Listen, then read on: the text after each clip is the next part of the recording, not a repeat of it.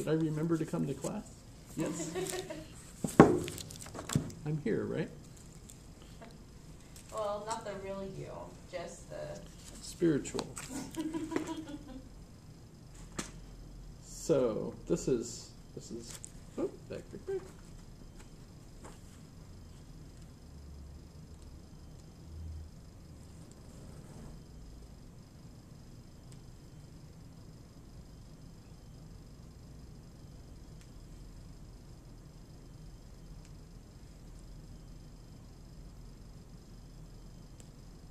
I think I did. We ourselves can recognize ourselves as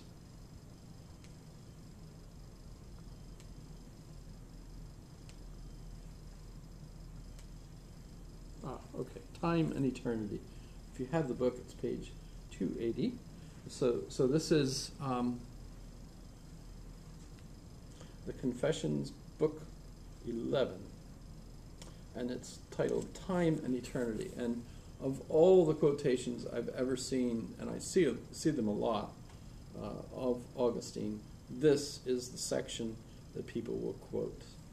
Most recently, even in James Gleick's book on time travel, mandatory quote of Augustine on time, and Einstein said that he thought Augustine's interpretation of time was the best.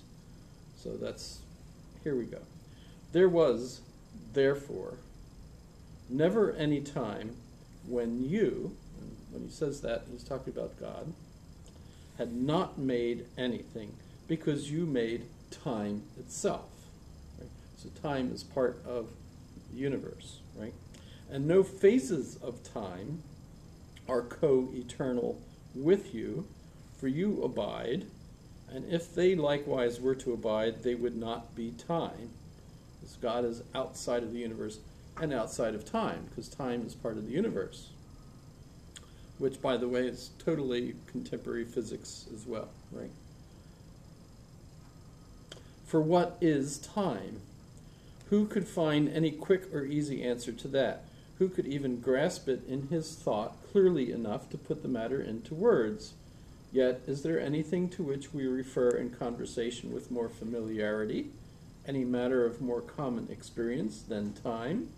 And we know perfectly well what we mean when we speak of it, and understand just as well when we hear someone else refer to it. What then is time? If no one asks me, I know. If I want to explain it to someone who asks me, I do not know.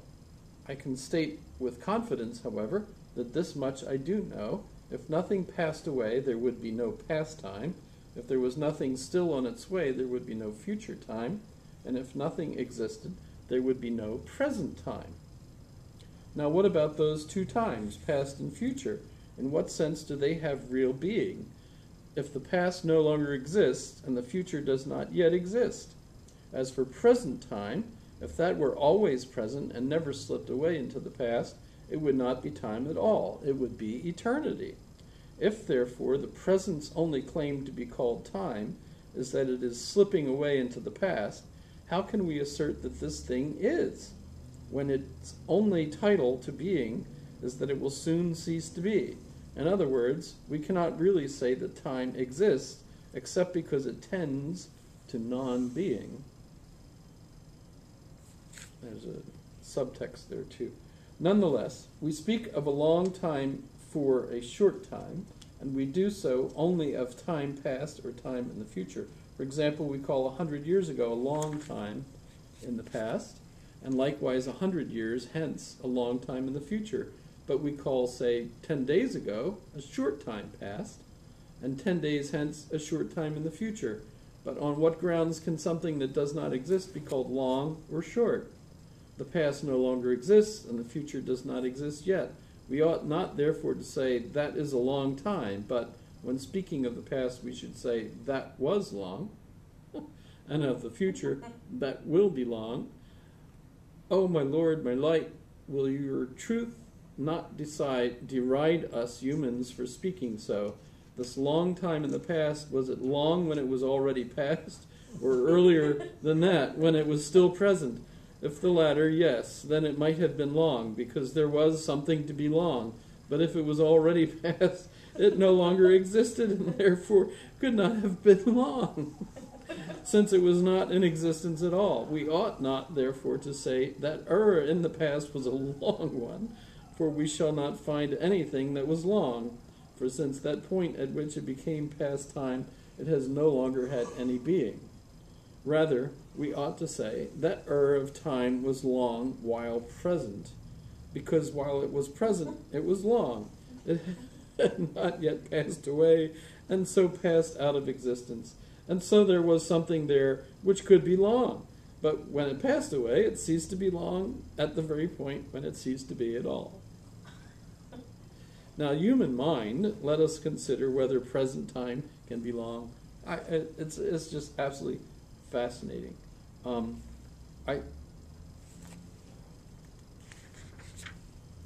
Another place that I usually read, and I don't remember having done it. So So this is from the City of God, in part, chapter 26, book 11.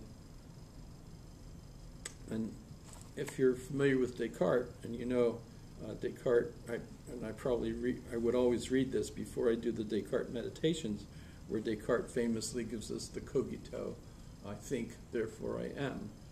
And I always point out that even though Descartes is famous for that, I think, therefore I am, cogito ergo sum, he's well aware that Augustine already said basically the same thing almost 1,000 years before Augustine said that, because he's taught by the Jesuits, and I'm sure Augustine's works were part of what he studied. But so here's chapter 26, his reply to the skeptics. This is Augustine. 350, 360, whenever the heck he wrote this. Doesn't say. We ourselves can recognize in ourselves an image of God, in the sense of an image of the Trinity. Of course, it is merely an image, and in fact a very remote one. There is no question of identity, nor of co-eternity, nor, in one word, of consubstantiality with Him, capital H, right, with God. Nevertheless, he's got to be careful. You don't want to become a Gnostic. That would be a heresy, a choice to believe something unorthodox, right? Nevertheless, it is an image which by nature is nearer to God than anything else in all creation, the Trinity, and one that by transforming grace can be perfected into a still closer resemblance. For we are, and we know that we are, and we love to be and to know that we are. We are, we know that we are, and we love to be and to know that we are. Right? And in this trinity of being, knowledge, and love, there is not a shadow of illusion to disturb us, for we do not reach these inner realities with our bodily senses as we do external objects, as for example color by seeing, sound by hearing, odor by smelling, flavor by tasting, hard or soft objects by touching. Remember Descartes, I think he even uses exactly the same sequence, and then he gets into the wax, how it changes.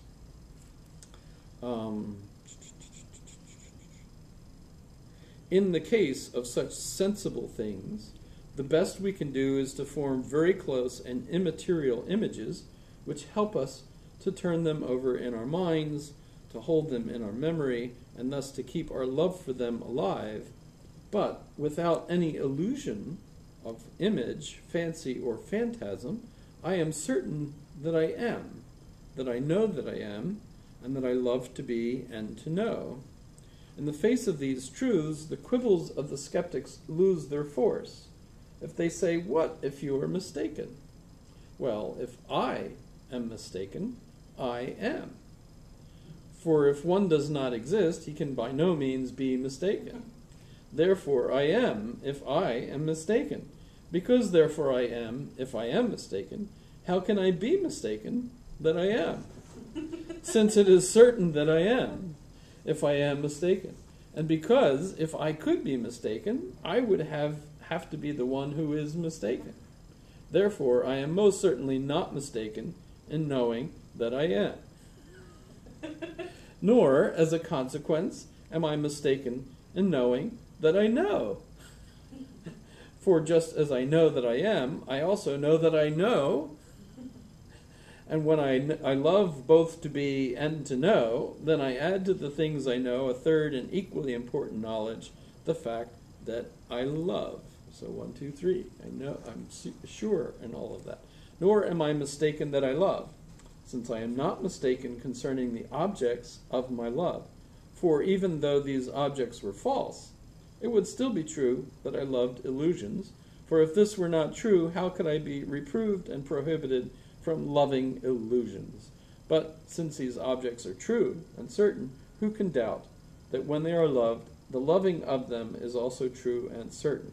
Further, just as there is no one who does not wish to be happy, so there is no one who does not wish to exist. For how can anyone be happy if he does not exist? Notice, by the way, these are spiritual matters, and it's perfectly godlike imitation of Jesus Christ, right? Imitatio Christi, to love spiritual things.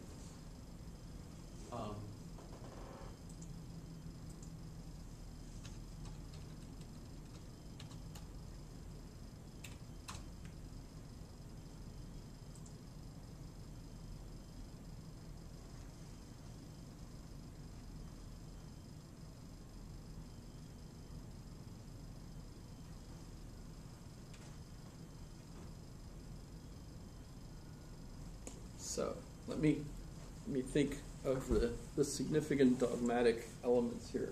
So God and Jesus are one. It's not the case that even though Jesus was born, so he's an infant, in roughly 0 AD, really be 1 AD because the church screwed up. They didn't have a 0, year 0. Should have been a year 0, and forgot.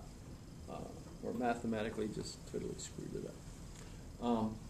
But if we recognize that all of time exists at once, and for Augustine I always draw it as a circle. I know when I draw that, like, for Einstein's cone, I go like this. Right? You've seen Einstein's cone before, right? All of time exists at once. For Einstein, and actually, even though that's always the way we do that, that's to emphasize that you are here. So it's your universe, right, from our contemporary point of view. But all of this time exists at once in the universe, right? So, and so it is actually an interesting dilemma because how could it be an expanding universe if that's the case, right? So I think of it as kind of an orange, just a metaphor, right? As an orange, right? The extreme outer limit of the universe in time and space is the peel or the rind of the orange, right? And then each time segment going into the past goes all the way into just the center, right? So at the very center of the universe, at the very beginning of it, notice the time is, this is just metaphorical, right? It's time is the very beginning, right? It starts from a point, a black hole, maybe, right? And then creation occurs, and so as time and the universe proceed, right, it expands. That's why our universe is expanding, because we're going forward in time, right?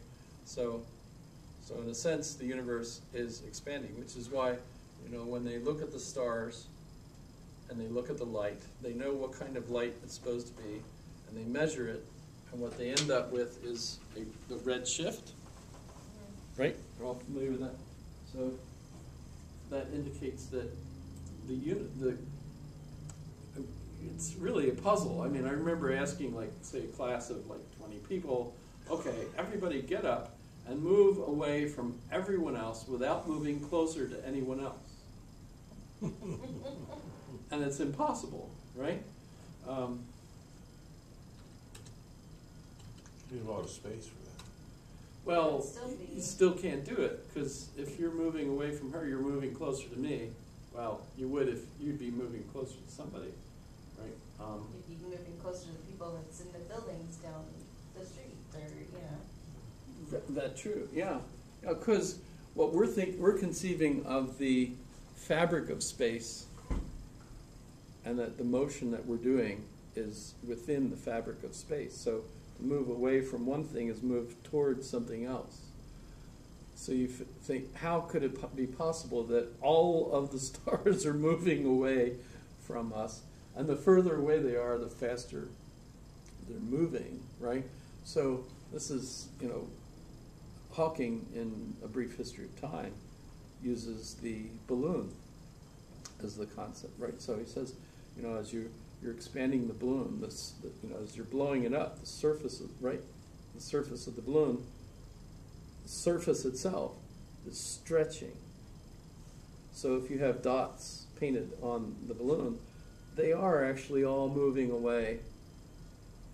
And the further away they are, the faster they're moving from the other dots, right? So the universe is this surface of the balloon that's expanding.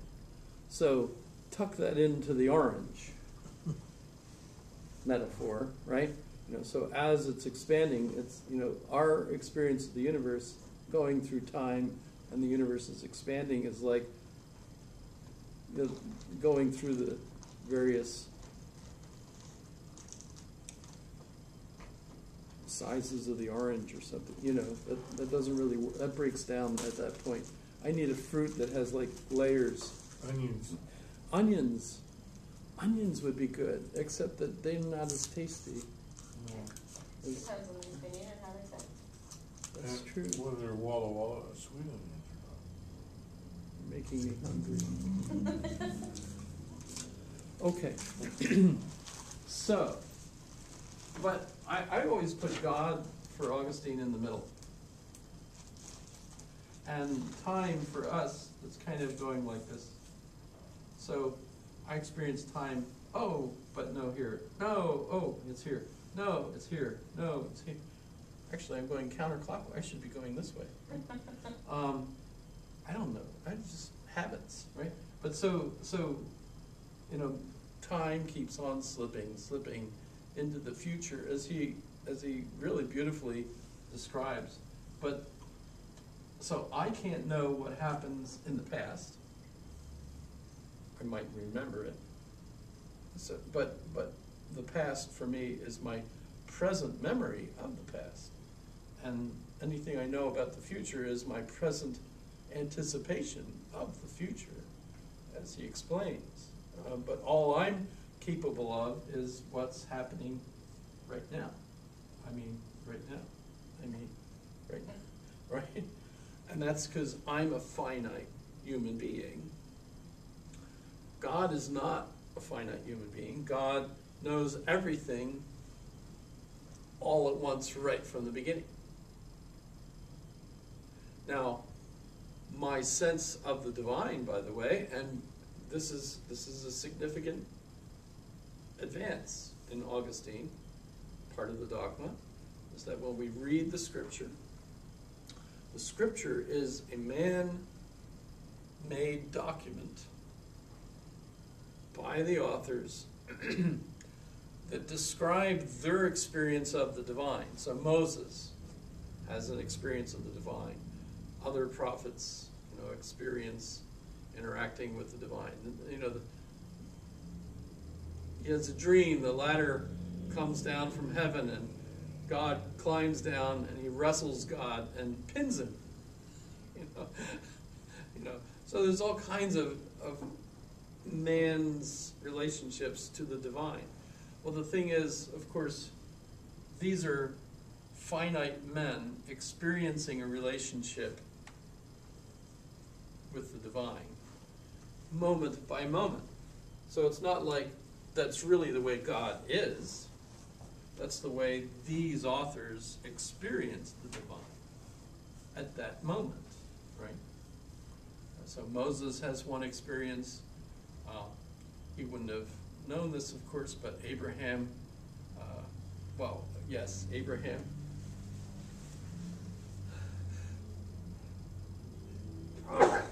Excuse me. Has an experience. Sarai has an experience. She laughs at God, right? Muhammad is going to have an experience. Buddha doesn't, because he doesn't realize that it's the divine. He thinks it's the lack of truth of all of the religions, and that's the wisdom that he comes away with, which is why a lot of scientists like Buddha, because it seems to fit their point of view today better. But so the divine is absolutely interacting with us moment by moment, but each of us could have basically a different experience. And then we write about it, and we say, this is what the divine said to me, this is what the divine did with me, etc. And so, of course, we have a human historical interaction with the divine. But the divine knows all of this experience. God is essentially outside of time and space. And even though the divine interacts with us, by the way, this is Pope Benedict, who I read lots more of his stuff, of course, than Pope Francis. Pope Benedict explained that the main difference between Buddhism and Christianity is that we think of the universe and God as having a relationship, whereas the Buddhists view the entire universe as one, which is correct according to Christian dogma too, but God is an other outside of the universe, which is not the case in Buddhism. And Benedict explains that that's, I think this was in Truth and, which book by Benedict was this?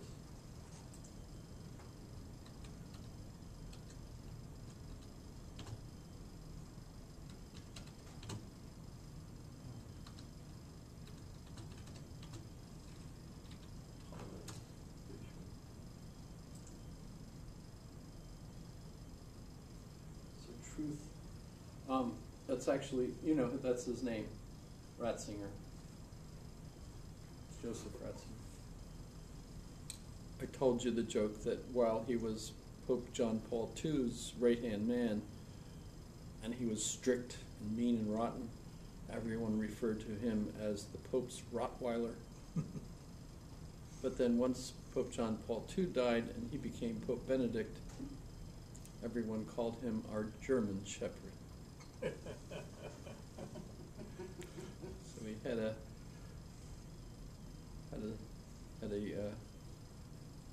change in breed. They're still German. Rottweilers are German dogs too. They're Roman cattle dogs, actually. They bred them to herd cattle over the Alps to feed the troops. No, they didn't bring them back. As a result, Rottweilers accumulated in Germany, so we think of them as a German dog. It's just funny, I think. But in this book, that's where, he actually explains it. Could probably go.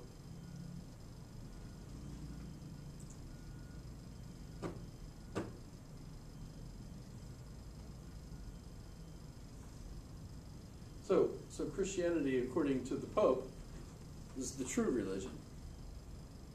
Who would have thought that? But why is it true? Because it includes more of the right stuff than Buddhism, which is all right, except it doesn't have everything. Get the difference? So and by the way, so how can we be tolerant?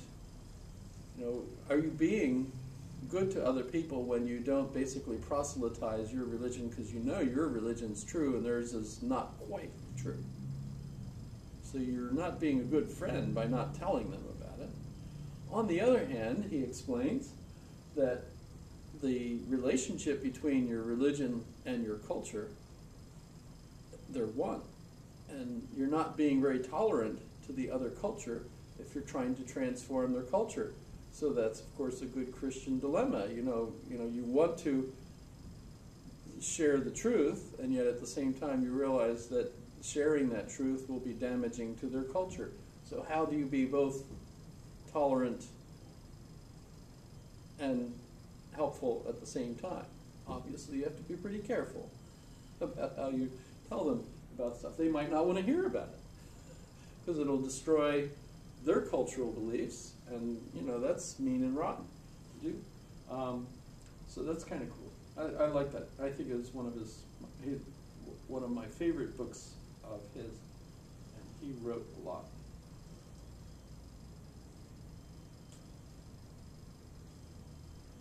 So that's pretty interesting.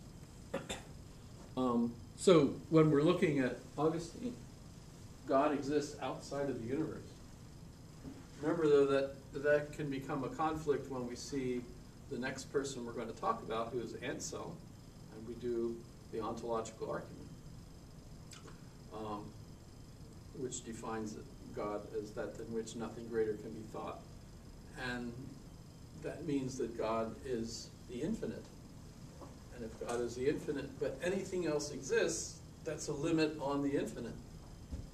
So you're going to end up with metaphysical conflicts in thinking of God as the infinite. At the same time, we've got, the universe can be conceived of as infinite, but it's in the same sense that, if it's the surface of the balloon, as Einstein points out, as I go around, I eventually see the back of my head. Right? But there's no end to it. Eventually, hey, that's me. That's just fun. I remember once I was walking from the admin building over to the library for some event, and walking up from behind came Professor Haycox. And he says, "I'm behind you." And I said, "Actually, you're ahead of me. It's just about 24,000 miles." That was the childhood, you're closer to the road, not if you go around the world. Well, I mean, that's, okay, so God knows everything. Because God basically created it in one swell swoop. That actually creates all kinds of headaches for Darwinian evolution. Because if this occurs because this happened, and this happened, and this happened, but if all of it happened at once, it looks to us like this happened first. But from the perspective of God or Einstein, all of it happens at once. Well, then this is hard to perceive as being a result of the previous things because all of it happened at once. I've not yet heard any scientist explain that. And scientists believe this. And then they're mad at you for not believing in evolution. What, are you stupid? I'm like, but you said. So I'm confused about that. I'm not going to bring it up among educated people unless it's like in a room where people aren't going to get me in trouble. With, I don't know. Evolution works. It helps to say, okay, this is Stephen Hawking, model-dependent reality, or realism, right? Model-dependent. How does that go? Model-dependent realism. Which You know, I have the book, and it's in my house someplace. And I've seen it recently. I can't find the dang thing. I don't know where it is. But I know it's in there. You know why? Pardon? It's on a memory that's farther back on that list. It's in the house. Where the heck is it? I have the opposite problem. We're at in the moment there, but things that happened a few slots back, I don't remember until they're way back on the other side.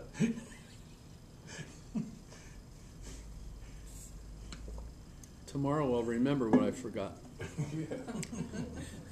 In fact, it'll be sooner than that. I'll be walking down the stairs and I didn't tell them about such and such.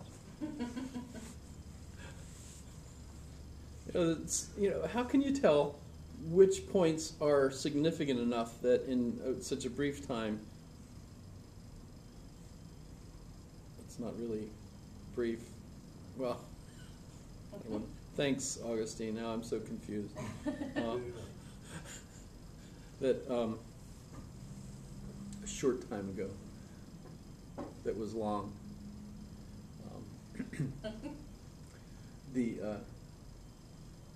The problem then is multifold, because since God knows everything, why are there punishments? Are there punishments? I mean, is everybody saved? No. Somehow, officially, if you don't confess to a sin, you don't receive the sacrament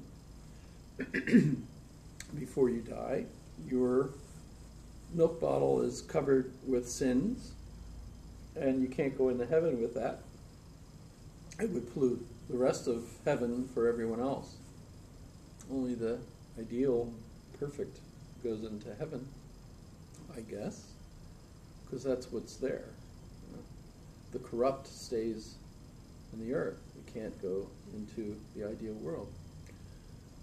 Well, if that's the case, then some of us are going to be punished for what we do. But God knows you're going to do it.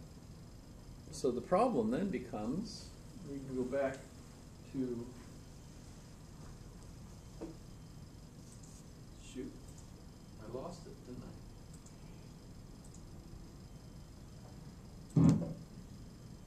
I did, I lost it. Predestination, Calvinism. So this, God already knows at your birth whether you're going to be saved or not. So you're predestined for salvation or not. So the Calvinists, remember John Calvin, contemporary of Martin Luther, both of them were Augustinians, Order of St. Augustine, which meant that they both followed the order, etc., which I didn't talk about.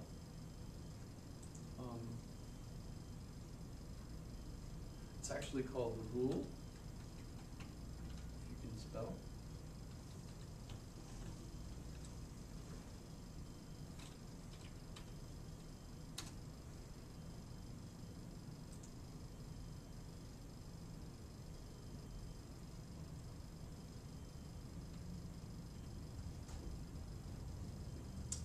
So here's, if you're going to be an Augustinian, and by the way, all the holy orders have their rules, and some are stricter than others. Dominicans are not as strict as Augustinians. Jesuits, I think, are supposed to be the strictest. It depends. So if you're a young person and you want to imitate Christ, you can join a holy order, and you can even pick which ones you think you could go shopping and pick which ones you think, I would like that. I don't, that's too much like Jesus. This is a little less. I get to have some stuff if I live in this order. No stuff if I live. I like that habit. I have to admit, as a high school kid, a lot of it was, oh, I like the way they, their outfit. Wow, that outfit looks cool. That outfit looks like you're a bum. The nuns too, boy, they had the ones with the wings, wow. What was her name? That she actually could fly with those wings. Remember the flying nun? I remember that. You don't remember the flying nun? I have no idea what you're talking about. Oh no. This is like the flying nun. It was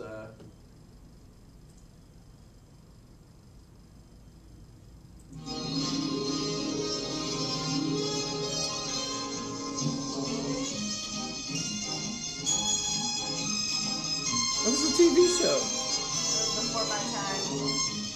Sally Field.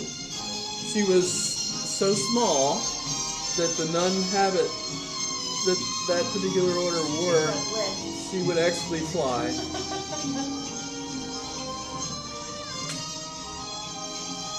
That is so.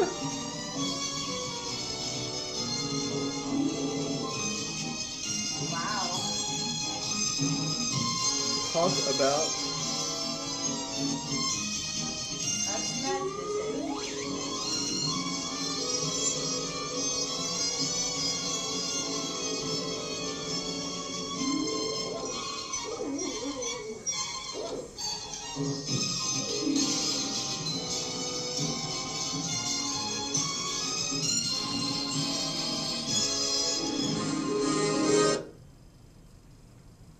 You never know what you're going to get in this class.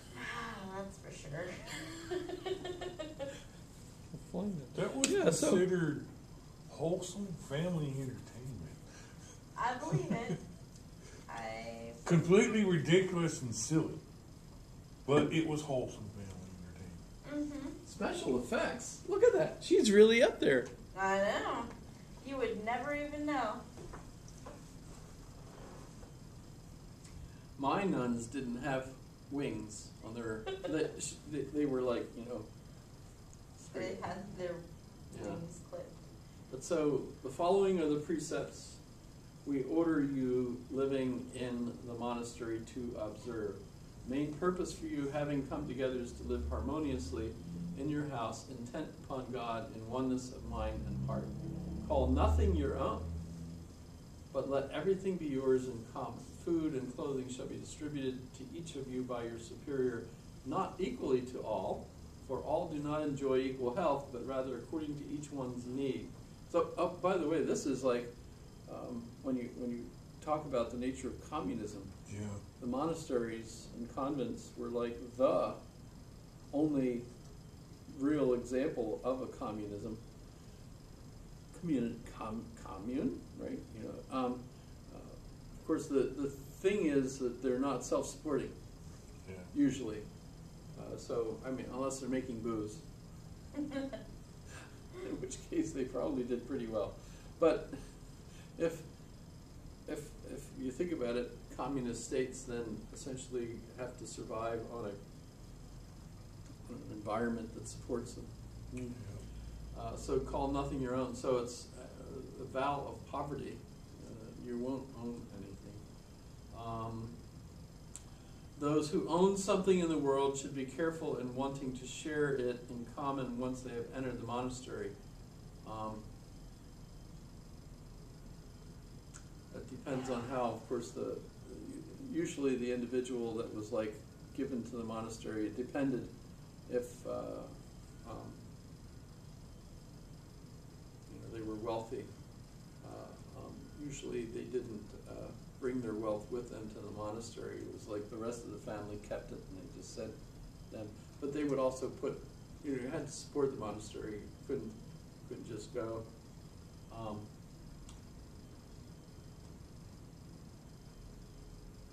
Nevertheless, they are to be given all that their health requires, even if during their time in the world poverty made it impossible for them to find the very necessities of life. And those should not consider themselves fortunate because they have found the kind of food and clothing which they were unable to find in the world. So don't come to the monastery just because you're homeless. And in fact, monasteries will, be pretty strict about that.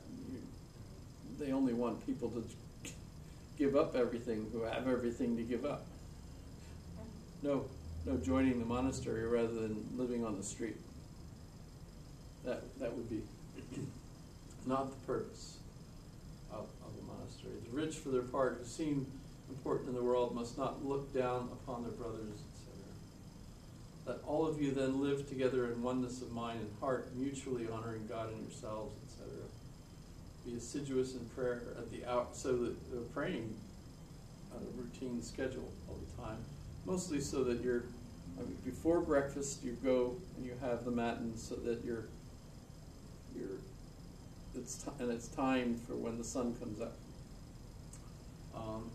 And then the evening prayers, of course, when the sun goes down. So everything's, it would be totally screwed up here in Alaska.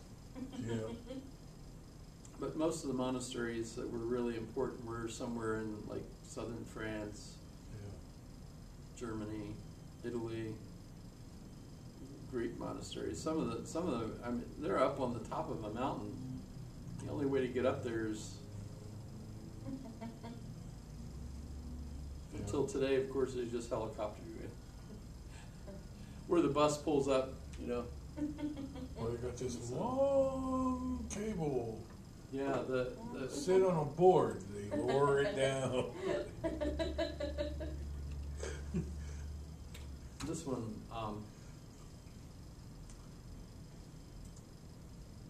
I have,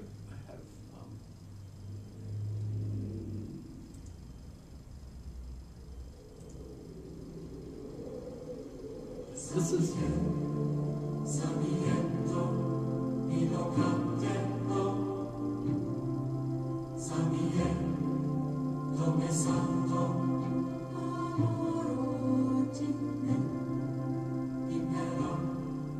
Alors, nous sommes à Rocamadour, deuxième site de France. Il y a un petit village, 35 habitants, au creux d'un rocher, un ruisseau, par-dessus un village, un sanctuaire et un château. C'est une faille de 120 mètres de profondeur sur un plateau calcaire.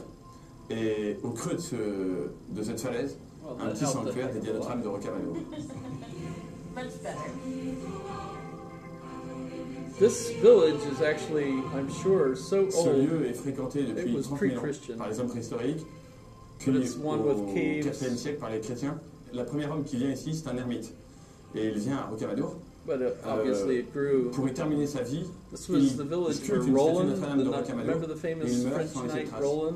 Les premiers éléments historiques qu'on a de The ce shard lieu, of his sword is c'est au there. XIIe siècle, les papes I parlent à Rome de Rocamadour comme haven't d'un seen des a grands picture of sanctuaires de it, la but, chrétienté, let's comptant parmi les think 4 of plus grands Aragorn sanctuaires of avec Aragon. Rome, Jérusalem et Saint-Jacques de Compostelle. The sword Rocamadour à is l'époque ne fait remade que by 8 the mètres carrés. elves. C'est une petite chapelle microscopique et pourtant des centaines de shard pèlerins viennent. of the Il se trouve sword, qu'ils savent que dans ce lieu, si on prie, on est exaucé. Almost Et donc, looks like ils vont that venir elf village confier à in la a Vierge way. Marie, à la Vierge Noire, et ben, toutes leurs intentions de prière. Rivendell.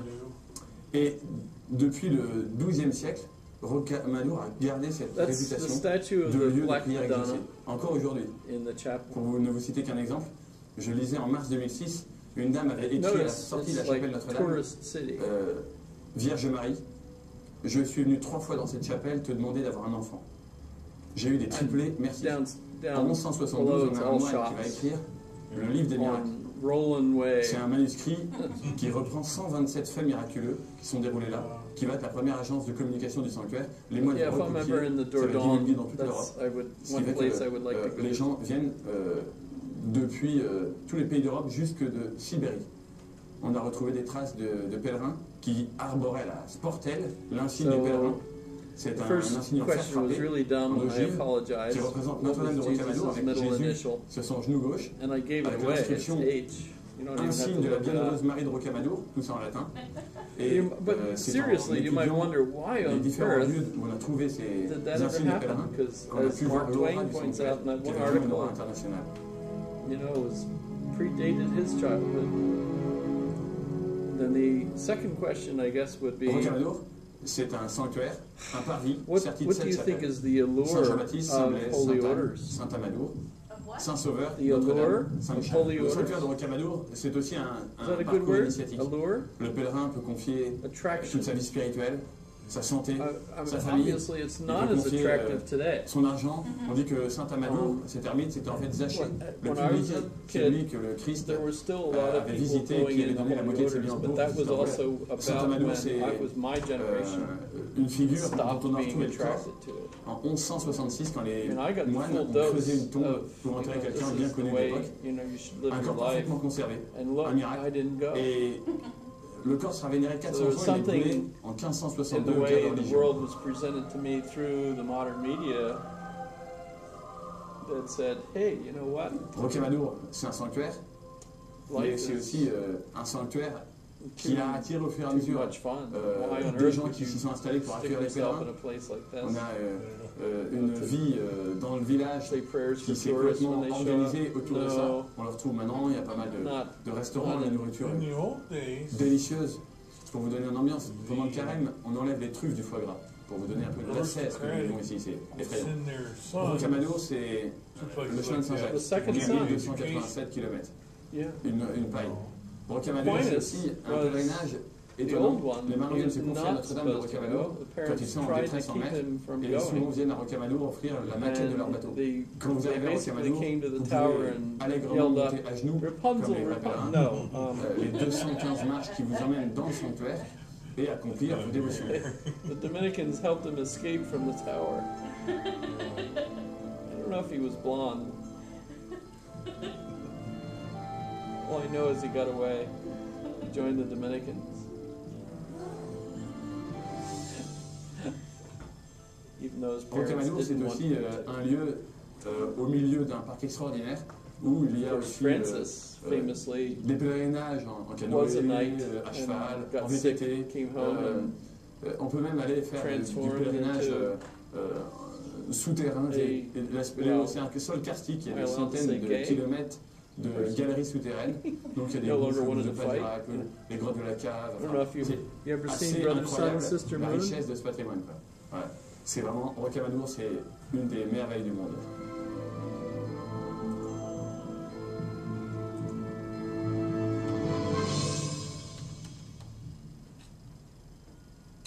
This is a Zeffirelli movie.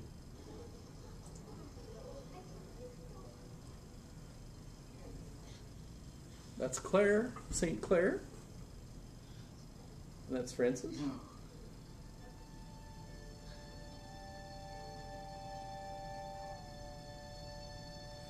He started the Franciscans. And he does have songs. This is actually one of his songs.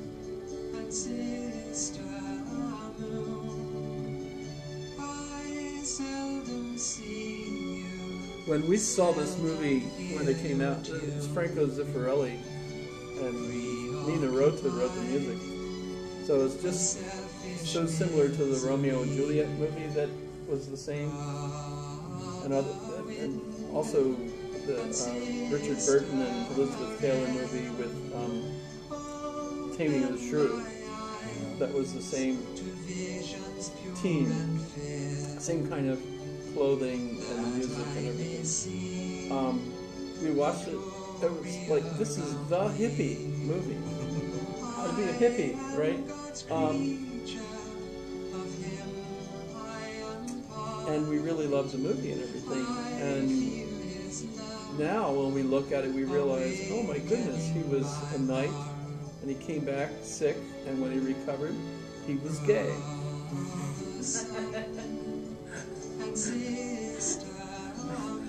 Well, not that there's anything wrong with that. I mean, it's just he's no longer the. Makes you wonder what it was, how he was injured. Yeah, well, historically he was. He actually, I think he was captured, and he became ill. He almost died, but once he recovered, he was purchased back or whatever. He became. He started his own order, so. Of course, this is a movie, but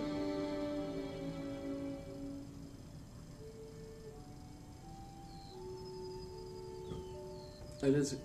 It's already 10 of, so I'm sorry if I'm. But you're welcome to. I don't know how much of a hurry you're in to get back to.